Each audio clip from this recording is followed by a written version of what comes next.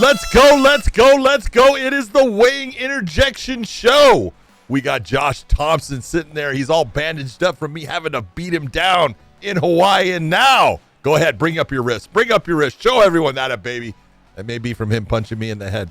But we are here to do justice to the things that are happening in the combat sports world. Let's go. Lights out. All I got to say was lights out. Miss McCarthy was mad at me for putting Big John out.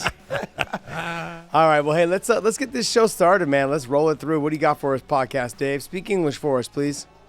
Let's get into round number one.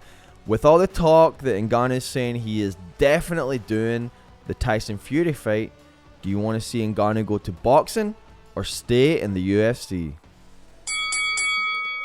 Does he have to do one and the other? Can't he just go do the boxing fight and the UFC contract still be available to him afterwards?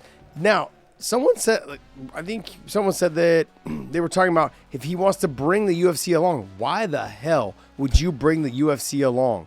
Okay, leave it alone. Why would you want to split your money with them? They may try to help market you more. I don't think you're going to bring enough marketing to the table that Tyson Fury can't bring for you. So why? Why do that? Just my point. My point is that go do the boxing fight regardless of whatever happens. That's enough money for you probably to ride off into the sunset and retire. Do that. Then if the UFC wants you back, go back.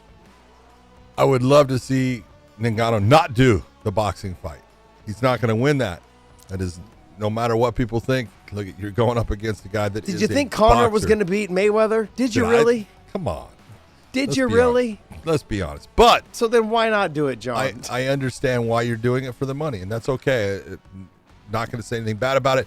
But why are you going to give your money away to the people that you're complaining about as far as not paying you enough in MMA? Either stay in MMA or go to boxing. Don't bring the UFC along with you. That's crazy. No, John, do both.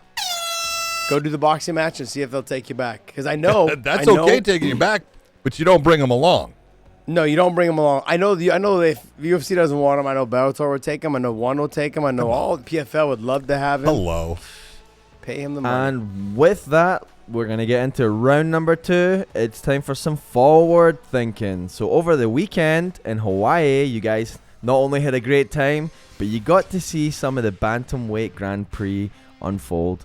So with that, who wins the Bantamweight Grand Prix and do they beat Pettis? Well, look, I'm going to say that Rafion Stotts beats Pettis if they were to fight.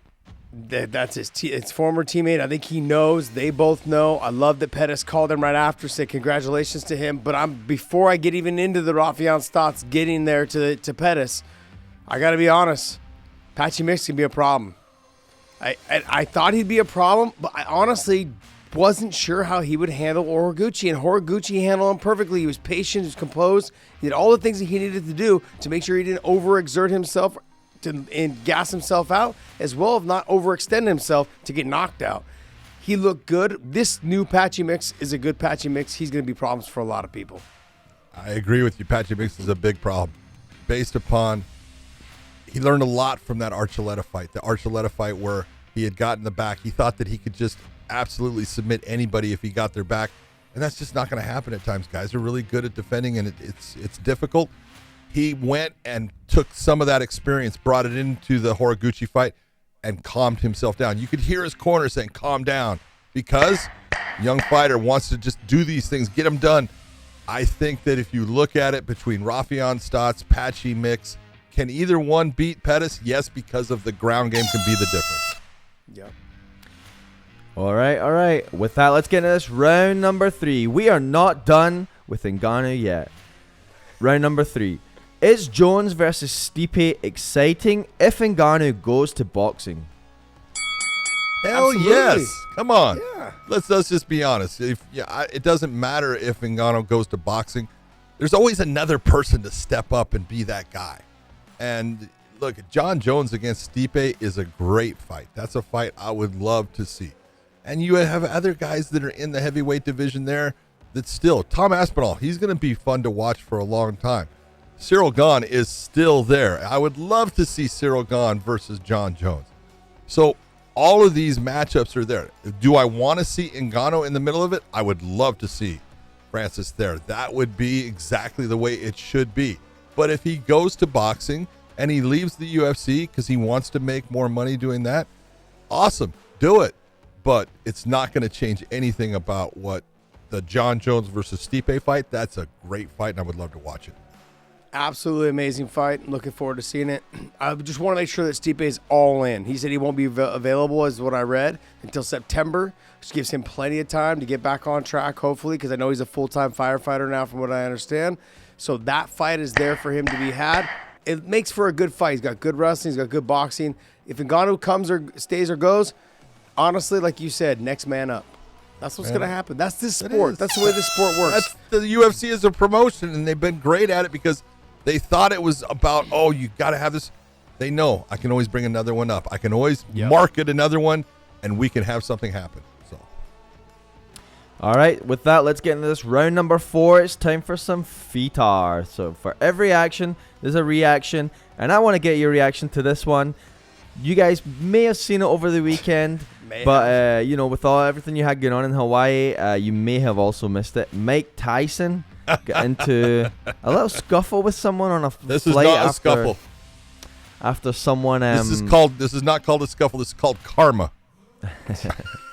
So I'm gonna play this video for you guys. This kid basically looks like he's provoking Mike Tyson, and then it's gonna cut to where Mike Tyson reacts to that, and then you're gonna have a nice little follow up after that. So let me hit play for you now. So the guy asks him for a picture. Mike takes a picture with him. Then the guy asks him, keeps bugging him the whole time. The guy's obviously super intoxicated. Everyone was complaining about him. I want to know why the stewardess and the stewards, or whatever you want to call him, didn't attend to this guy right away. You need to move. You need to go somewhere else. This is this is so weird. I couldn't get on a plane without my mask being below my nose, and they would bug the shit out of me. But guess what? This guy right here is fucking spitting all over Mike Tyson over his shoulder, and there's not a steward to be around. Yep. Oh my gosh. Bottom line is, guys like this right here is podcast Dave in public. That's a great picture at the end. This is a great picture.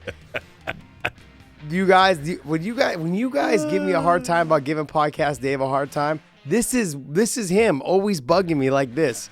Pictures and nagging. It's like, man, it's for Dave has no comment. Oh, right. I think when I think of guys like that, I honestly, because podcast Dave likes to troll people, and this is what I think of. One day you're gonna run into a Mike Tyson. Dave's gonna run into a Mike Tyson. It all comes down to, you know what? The internet is a great thing, and social media, okay, whatever you think of it, but it's all made you feel a whole lot more that, you can't be touched. Oh, no, yes, you can. You think you can just say something or do something or be a certain way to someone. They can be very nice. They're trying to be nice. He took a picture with him. He's trying to fucking just sit in his seat like a normal person. And you want to push buttons. You want to continue to fucking get in his face. Welcome to reality. God bless you, Mike Tyson. I love what you did. I know. And then people go, oh, no, it's illegal. No, Kiss my ass. Good job, Words Mike. don't mean violence. Words don't mean violence. Shut up. Time for that 5th and final round. MMA fighters making more money in boxing. Why? It's very simple. It's called the Ali Act, okay? Because it's as simple as it gets. The UFC right now pays somewhere between 15 to 16, you can even go up to maybe 17% of what they make goes to the fighters. With the Ali Act, the boxers themselves must get 80%. 80%, that means that the promoter can get no more than 20%, and then you got marketing and everything outside of it. So, it's a simple freaking math, man. Look at the UFC keeps a ton of that money for themselves as the corporation, and they can do that because they're not part of the Ali Act. MMA is on a separate entity, so there's a whole reason why MMA fighters, they can offer the MMA fighter more money to come over and possibly look good or possibly look bad, whatever the boxing promoter wants, but the boxing promoter is going to have to pay him more money. John, there's a couple ways of looking at this. You guys want to complain about the money issue? Okay, then we won't have 14 fights in a night. Okay, they won't build young stars. That's why boxing's suffering right now in terms of they got 1 or 2, 3, 4 people that they can build around. UFC has how many people that you continue to tune in to watch? So there's 14, 15 fights on a card. All 15 of those people are making a living. That goes across pretty much almost all the other. The UFC is paying people to live their lives, and they're and a lot of those fighters are happy to do it.